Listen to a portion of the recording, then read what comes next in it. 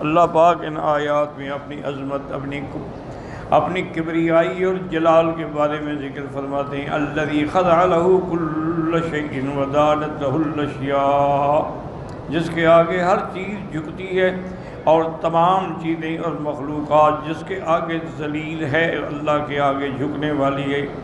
جماداتہا و حیواناتہا، چاہے وہ جمادات ہوں یا حیوان ہوں، ومکلفوہا من الانس والجن یا انس و جن ہوں، والملائکہ، حتیٰ کہ فرشتے بھی اللہ کے آگے جھکتے ہیں، تسبیح کہتے ہیں۔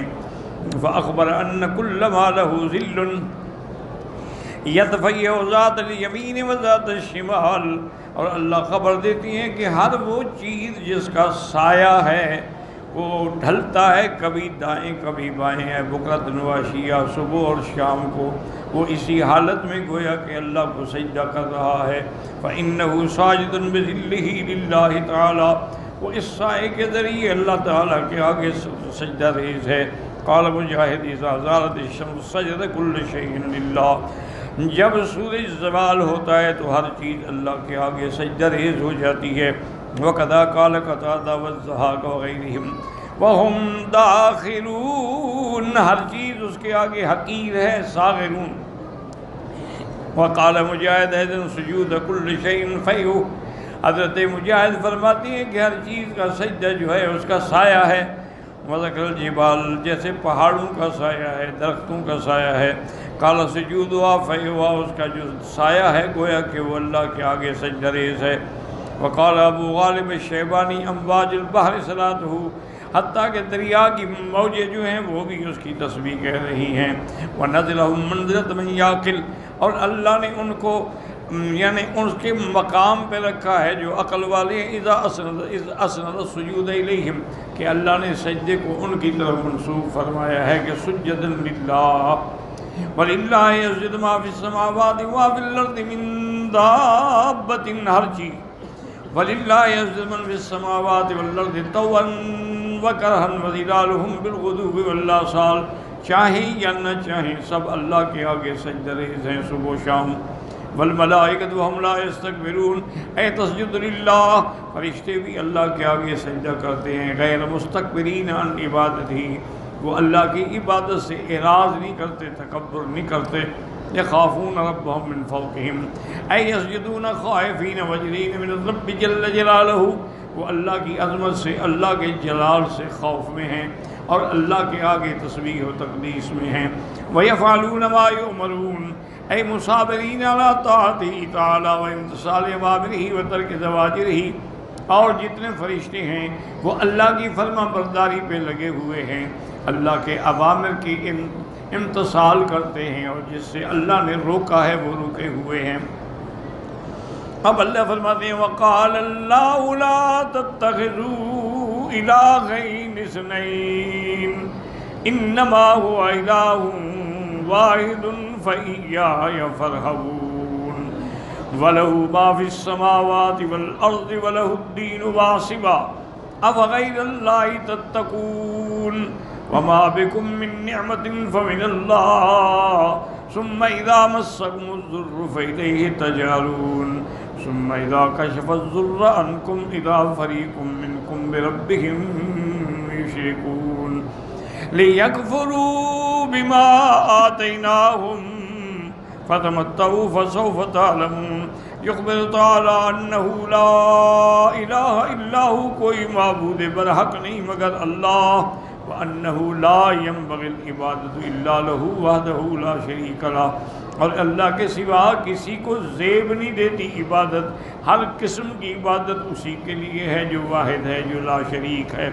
فإنہ مالک کل شیء وخالقہ وربہ، کیونکہ وہ ہر چیز کا مالک بھی ہے، خالق بھی ہے، رب بھی ہے، تو پھر عبادت کا مستحق بھی وہی ہے۔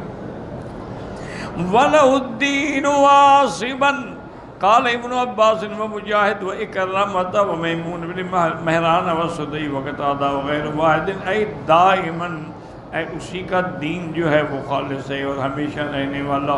وعن ابن عباس اے واجباً، وقال مجاہد خالص لہ، یعنی اے لہ العبادہ، عبادت صرف اسی کے لیے خالص۔ وحدہ ممن فی السماوات والارض، جو آسمانوں اور زمینوں میں مخلوق ہے ان کے لیے عبادت صرف اللہ کی ذات کی ہے۔ جیسے اللہ فرماتے ہیں وغیر دین اللہ یبغون، کیا تم اللہ کے دین کے علاوہ کوئی اور راستہ ڈھونڈتے ہو؟ وَلَهُ أَسْلَمَ مَن فِي السَّمَاوَاتِ وَالْأَرْضِ طَوْعًا وَكَرْهًا وَإِلَيْهِ يُرْجَعُونَ، جو آسمانوں میں ہیں زمینوں میں ہیں سب اس کے آگے جھکنے والے ہیں، چاہیں یا نہ چاہیں، اور انہیں کہ اللہ کی طرف ہی لوٹ کے جانا ہے۔ هذا على قول ابن عباس يكون من باب الخبر، یعنی یہ گویا کہ خبر ہے۔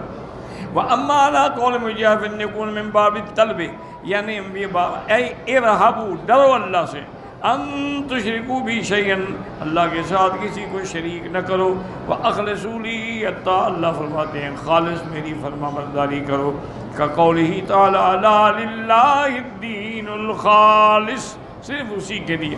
ثم اخبر انہ مالک النفع والضر، اس کے بعد فرماتی ہیں کہ نفع کا مالک بھی اللہ ہے اور نقصان کا مالک بھی اللہ ہے۔ اللہ کے سوا کوئی نفع نہیں دے سکتا، اللہ کے سوا کوئی نقصان نہیں دے سکتا۔ میرے آقا کی صحیح حدیث مبارک ہے، آپ نے فرمایا اگر ساری دنیا کی مخلوق مل کے تمہیں نفع پہنچانا چاہے اور اللہ نہ چاہے کوئی نفع نہیں پہنچا سکتا، اور اگر ساری مخلوق مل کے تمہیں نقصان پہنچانا چاہے لیکن اللہ نہ چاہے تو کوئی نقصان نہیں پہنچا سکتا۔ اس کے بعد فرماتی ہیں کہ وَأَنَّمَا بِالْعِبَادِ مِنْ رِزْقٍ وَنِعْمَةٍ وَعَافِيَةٍ وَنَصْرٍ فَمِنْ فَضْلِهِ عَلَيْهِمْ، اللہ نے جو بندوں کو رزق دیا ہے، اپنی نعمتیں دی ہیں، تندرستی دی ہے، ساری اللہ کا فضل ہے اور اللہ کا احسان ہے۔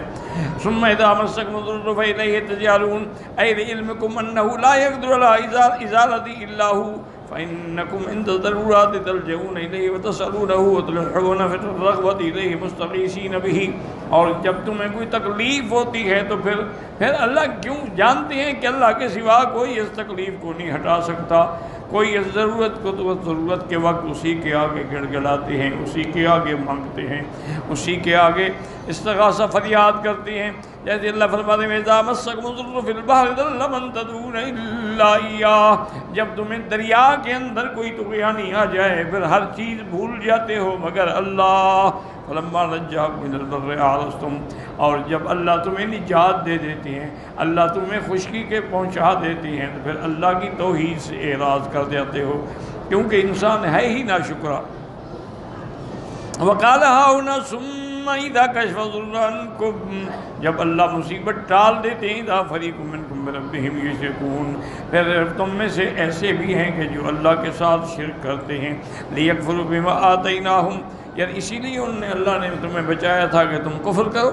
اللہ وہاہنا لام العاقبہ وقیل لام التعلیل بمعنی قیدنا لهم ذلك لیکفروا ویستروا یجدوا نعم اللہ علیہم وَأَنَّهُ هُوَ الْمُهْدِي إِلَيْهِمُ النِّعْمَ الْكَاشِفَ عَنْهُمُ النِّقَمَ، کیا اللہ نے اسی لیے تمہیں بچایا تھا، مصیبتوں سے بچایا، دریا کی طغیانی سے، تاکہ تم اللہ کی نعمتوں کا انکار کرو اور پھر اللہ کے ساتھ شرک کرو جس نے تم سے مصیبت کھولی ہے۔ ثُمَّ تَوَعَدَهُمْ قَائِلًا، پھر اللہ ان کو ڈراتے ہیں، فرماتے ہیں وَتَمَتَّعُوا اعْمَلُوا مَا شِئْتُمْ وَتَمَتَّعُوا بِمَا أَنْتُمْ فِيهِ قَلِيلًا، جو چاہو کرو، دنیا کے اندر تم نے تھوڑا رہنا ہے۔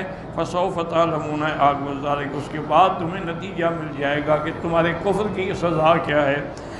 يَجْعَلُونَ لِمَا لَا يَعْلَمُونَ نَصِيبًا مِّمَّا رَزَقْنَاهُمْ تَاللَّهِ لَتُسْأَلُنَّ عَمَّا كُنتُمْ تَفْتَرُونَ وَيَجْعَلُونَ لِلَّهِ الْبَنَاتِ سُبْحَانَهُ وَلَهُم مَّا يَشْتَهُونَ وَإِذَا بُشِّرَ أَحَدُهُم بِالْأُنثَىٰ ظَلَّ وَجْهُهُ مُسْوَدًّا وَهُوَ كَظِيمٌ يَتَوَارَىٰ مِنَ الْقَوْمِ مِنْ سُوءِ مَا بُشِّرَ بِهِ أَيُمْسِكُهُ عَلَىٰ هُونٍ أَمْ يَدُسُّهُ فِي التُّرَابِ أَلَا سَاءَ مَا يَحْكُمُونَ لِلَّذِينَ لَا يُؤْمِنُونَ بِالْآخِرَةِ مَثَلُ السَّوْءِ وَلِلَّهِ الْمَثَلُ الْأَعْلَىٰ وَهُوَ الْعَزِيزُ الْحَكِيمُ۔ اب اللہ تبارک و تعالیٰ فرماتے ہیں، خبر دیتے ہیں ان آیات مبارکہ میں کہ مشرکین کا کیا برا عقیدہ ہے، کیا غلط عقیدہ ہے، کیا برا حال ہے۔ ان قبائل المشرک الذی عبدوا مع اللہ غیرہ من الاصنام والاوثان، اللہ کو چھوڑ کے بتوں کی اور اللہ کے سوا غیروں کی مدد پکڑتے ہیں۔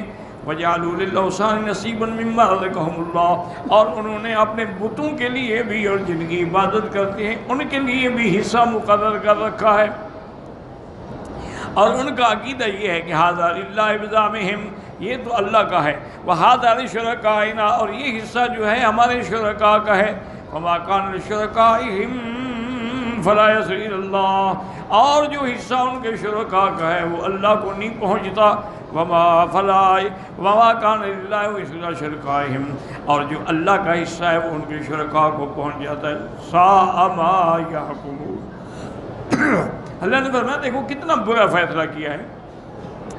ای جعلوا لآلہۃ نصیبا مع اللہ وفضلوها علی جانبہ، اور آج بھی دیکھ رہے ہیں کہ مسلمان اللہ کی عبادت کرنے والے، حضور پاک کا کلمہ پڑھنے والے، لیکن وہ بھی غیر اللہ کے نام پہ نظریں چڑھاتے ہیں، نیاز دیتے ہیں، گیارہویاں کرتے ہیں، عرس مناتے ہیں، چادریں چڑھاتے ہیں، وہ بھی تو وہی کچھ کر رہے ہیں جو پہلے مشرکین کرتے تھے۔ وہ بتوں کے نام پہ کرتے تھے، یہ قبروں کے نام پہ کرتے ہیں، فرق کیا ہے؟ اللہ نے فرمایا دیکھو یہ کیسا ان کا فیصلہ ہے کہ یہ ہمارے لیے ہے اور یہ ہمارے آلہہ کے لیے ہے، کیسے برے برے فیصلے کرتے ہیں۔ اب اللہ تبارک و تعالیٰ اقسم اللہ تعالیٰ بنفسہ الکریمہ، اب اللہ نے قسم کھائی ہے یہاں، اللہ نے فرمایا کہ میں ان سے ایک ایک بات کے بارے میں پوچھوں گا۔ افتروا وتفقوه وليقم وليقابلنهم عليه ويجازينهم اوفر الجزاء في نار جہنم، فرمایا تاللہ، اللہ کی قسم، لتسألن، تم پوچھے جاؤ گے، ایک ایک چیز کا اللہ حساب دیں گے جو تم اللہ پہ جھوٹ بولتے ہو، اللہ کے ساتھ شریک بناتے ہو اور غیر اللہ کی نظر نیاز چڑھاتے ہو، قیامت میں جواب دینا ہوگا۔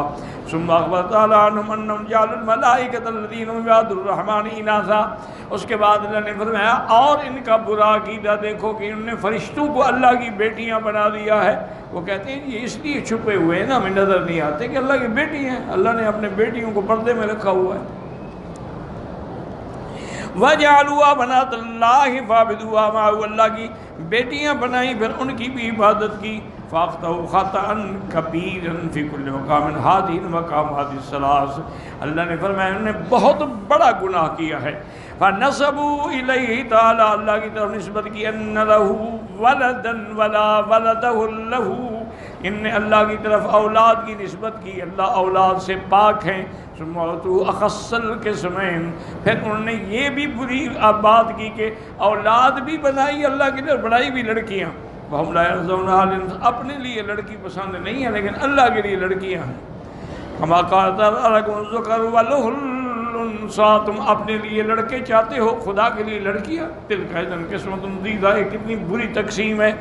جیسے فرماتے ہیں وَيَجْعَلُ اللَّهِ الْبَنَاتِ سُبْحَانَهُ، اللہ کے لیے لڑکیاں بناتے ہیں، اللہ کی ذات پاک ہے ان کے اس قول سے اور اس جھوٹ سے۔ أَلَا إِنَّهُمْ مِنْ إِفْكِهِمْ لَيَقُولُنَّ وَلَدَ اللَّهِ، یہ جھوٹ بولتے ہیں کہ اللہ کی اولاد ہے۔ إِنَّهُمْ لَكَاذِبُونَ أَصْطَفَى الْبَنَاتَ عَلَى الْبَنِينَ، پھر اللہ نے اپنے لیے لڑکیاں چن لی ہیں۔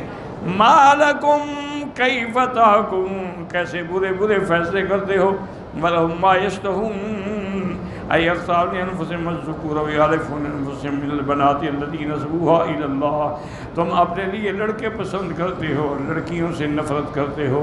نفرت کا یہ عالم تھا کہ عرب میں وہ زندہ اس کو دفن کر دیتے تھے یا پیدا ہونے کے وقت ہی مار دیتے تھے۔ وہ کہتے ہیں ہمارے لیے عار ہے، ہمارے لیے مصیبت ہے، نہ یہ کما سکے نہ ہمارا ساتھ دے کہ مخالفوں کے ساتھ لڑ سکے، پھر اس کو ہم کیوں کھلائیں پلائیں۔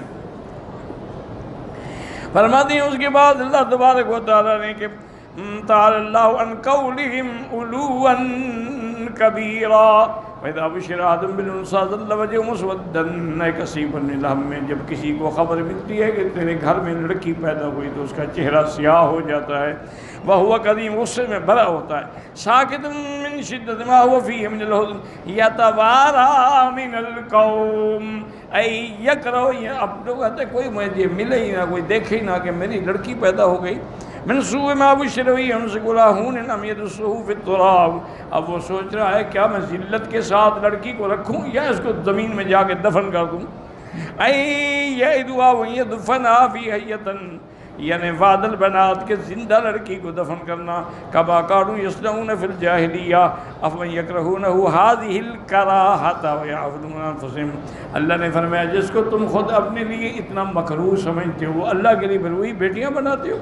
الا ساء ما یحکمون. اے بئس ما قالوا وبئس ما قسموا وبئس ما نسبوا الیہ وقوله اذا بشر احد بما ضرب للرحمن مثلا ظل وجهه مسودا وهو كظيم وقولوا هؤلاء للذين لا يؤمنون بالآخرة مثل السوء نقص ينسب إليهم ولله المثل الأعلى. اللہ کا مثل تو سب سے اعلیٰ ہے یعنی کمال مطلق ہر لحاظ سے اللہ کا ہے.